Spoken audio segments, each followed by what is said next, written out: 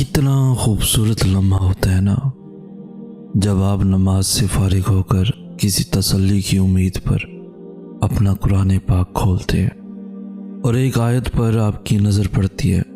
تھوڑی دیر پہلے تھمنے والے آنسو پھر سے بہنے لگتے ہیں، جس وجہ سے آپ جائے نماز پر تکلیف میں اپنے اللہ کے سامنے روئے تھے، اب اسی بات کی تسلی قرآن کی آیتوں میں آپ کے سامنے ہوتی ہے۔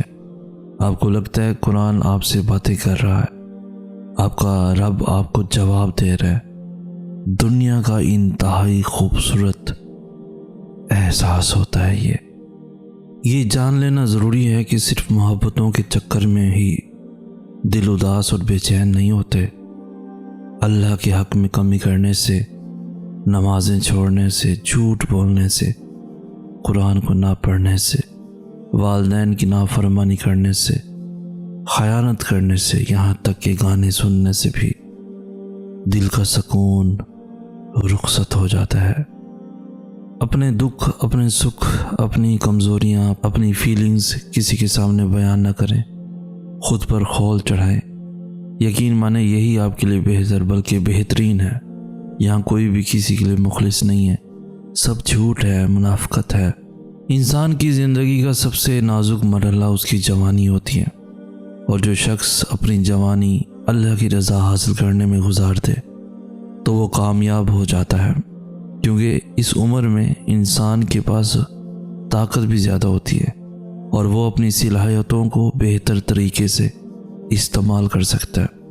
مثلا ایک شخص کی آواز بہت خوبصورت ہے، وہ چاہے تو رب کا کلام پڑھ کر رب کا قرب بھی حاصل کر سکتا ہے، اور چاہے تو کوئی سنگر بن کر اللہ تعالیٰ سے دور بھی جا سکتا ہے۔ یہی تو امتحان ہے اللہ تعالیٰ کی طرف سے کہ میرا بندہ میری دی گئی نعمت کو میری خاطر استعمال کرتا ہے یا اپنے نفس کی تسکین کے لیے۔ زندگی میں ایک ایسا وقت بھی آتا ہے جب آپ کی تمام کمزوریاں، دکھ بس اللہ جانتا ہے۔ آپ ہر بات بس اللہ سے کرنے لگ جاتے ہیں، لوگوں کے سامنے مسکرا رہے ہوتے ہیں اور اللہ کے سامنے کسی بچے کی طرح رو رہے ہوتے ہیں۔ تنہائی میں اسی سے باتیں کرتے ہیں، کبھی اس سے کچھ مانگتے ہیں اور جو نہیں مل سکتا اس پہ صبر مانگتے ہیں۔ تب بس اللہ اپنا لگتا ہے، بس وہی دوست لگتا ہے۔ بس ہر انسان ایک چلتی پھرتی کتاب ہوتا ہے، بس ہم پڑھنے کی زحمت نہیں کرتے، کیونکہ ہم سمجھتے ہیں کہ علم صرف کتابوں سے حاصل کیا جاتا ہے، حالانکہ زندگی گزارنے کے اصل اسباق تو ہمیں انسانوں اور ان کے رویوں سے ملتے ہیں۔ کچھ چیزیں ہم خود نہیں کرتے، وہ ہمارے نصیب میں لکھ دی جاتی ہیں۔ قدرت حالات ایسے بنا دیتی ہے کہ ان کا ہونا مقرر کر دیا جاتا ہے۔ کچھ کہانیاں ادھوری رکھ دی جاتی ہیں، کچھ راستے عین درمیان میں روک دیے جاتے ہیں۔ چیزوں کو نامکمل رکھ بھی لیا جائے پر انسان مکمل کر دیا جاتا ہے۔ کچھ چیزیں ادھوری ہی مکمل ہوتی ہیں اور پا لینا ہمیشہ شرط نہیں ہوتی۔ زندگی میں صرف جیتنا ہی نہیں آنا چاہیے، بھاگنا، دوڑنا، تیرنا بھی آنا چاہیے۔ زندگی میں صرف کھانا اور سونا ہی نہیں آنا چاہیے۔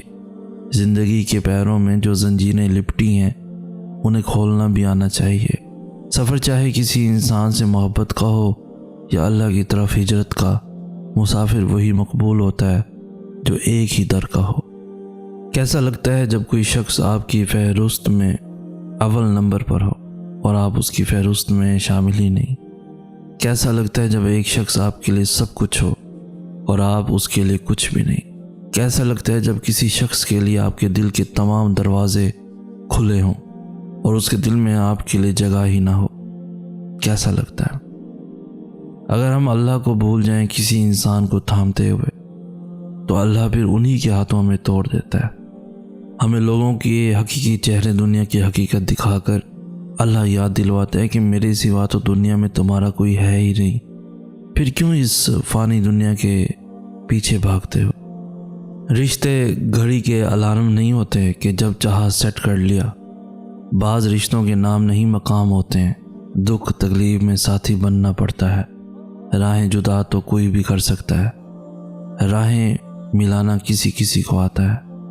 دن جوانی کے ہوں اور محبت اللہ تعالیٰ سے ہو، کیسے ممکن ہے کہ دعا رد ہو جائے؟ میں ڈرتا ہوں اس وقت سے جو وقت میرے اللہ کی نافرمانی میں گزرا۔ میں نماز اس لیے پڑھتا ہوں کہ میں کل کو اللہ کا سامنا کر سکوں، اس کے سامنے کھڑا ہو سکوں، اس سے مل سکوں، مگر اس تک پہنچنے کے لیے قبر کا حساب دینا ضروری ہے، جہاں پہلا سوال ہی نماز کے بارے میں ہوگا۔ اللہ نہ کرے اگر میں وہی سے ناکام ہو گیا تو کیسے اپنے رب کا سامنا کروں گا۔ بہت پیار آتا ہے اللہ پاک کو جب آپ کسی بچے کی طرح جا کر اللہ کو اپنے سارے دن کی کہانی سناتے ہو، جب آپ رو رو کر اللہ کو بتاتے ہو کہ مجھے فلاں چیز چاہیے، جب آپ اپنے ٹوٹ جانے پر اپنے رب کے سامنے سجدے پر سجدہ کرتے ہو۔ یقین کریں بڑا پیار آتا ہے اس وقت اللہ کو اپنے بندے پر۔ انسان نے آسمانوں کے راستے تو دریافت کیے ہیں لیکن اسے دل کا راستہ نہیں ملا۔ کسی کو ذلیل کرنے سے پہلے خود ذلیل ہونے کے لیے تیار رہیں، کیونکہ اللہ کا ترازو صرف انصاف تولتا ہے۔ جن لوگوں نے آپ کی قدر نہیں کی آپ بھی ان کی پرواہ نہ کریں، مسکرا کر یوں گزر جائیں جیسے آپ انہیں جانتے ہی نہیں ہیں۔ یقین رکھیں نئی منزلیں آپ کی منتظر ہیں۔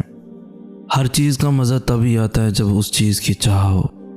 چاہت ختم ہونے کے بعد کچھ ملے تو نہ وہ طلب رہتی ہے اور نہ چاہ۔ اکثر اوقات ماضی میں مانگی گئی دعائیں اب قبول ہو جائیں تو رحمت کے بجائے زحمت یا بوجھ سے زیادہ کچھ نہیں ہوتی۔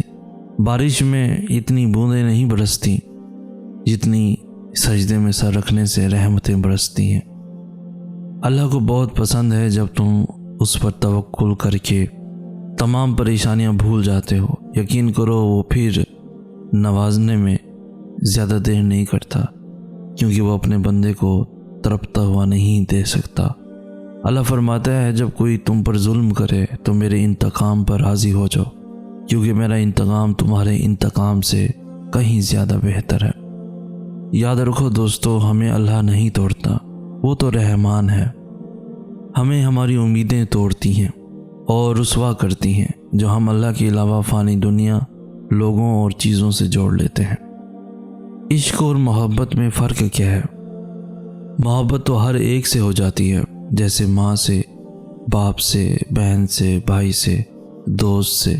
غرض کہ ہر ایک کا محبت میں اپنا اپنا مقام بن جاتا ہے، مگر عشق اسے کہتے ہیں جہاں محبت کی انتہا ہو جاتی ہے اور وہ عشق کا روپ دھار لیتی ہے، جس کے بعد کسی کی سوچ ہی نہ آئے، ہمارا ہر خیال اس پر ہی آ کر ختم ہو جائے۔